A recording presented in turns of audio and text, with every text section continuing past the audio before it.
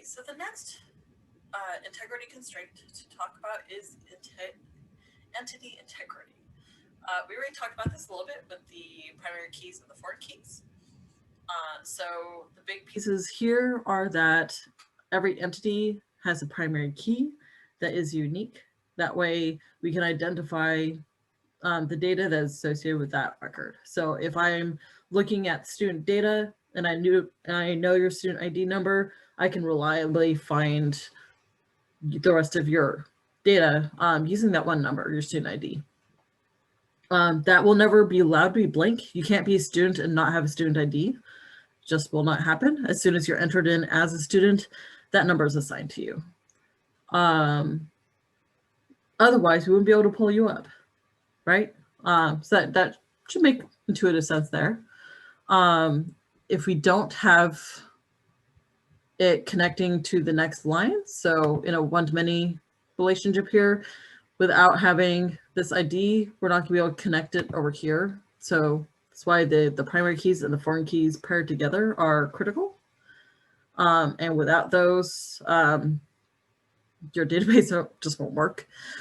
And this note about the order of rows doesn't matter. That is referring to when we get into our SQL queries and you're trying to look up how many students in the classroom are assigned, are part of the business school versus like the psychology school or other majors. Maybe you're trying to do a lookup on majors.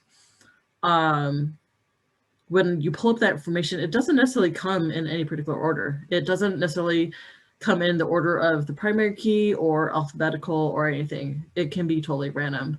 And so when you're thinking about Excel and you want to, and you're talking about like cell C5, that doesn't work in database stuff.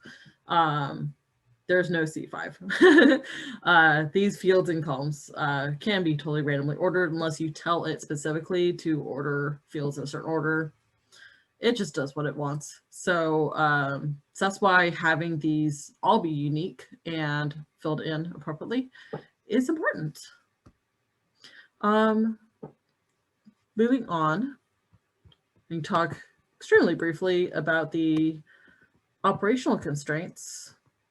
Because that is simply the business rules. We've talked about this for a few weeks now. Some of these rules have nothing to do with the data types or anything else. It's literally however the business wants to organize the information. So as much as we want to think about the technical side of the domain constraints and entity integrity and all this stuff, you never forget about the operational constraints and making sure your database will work for your client.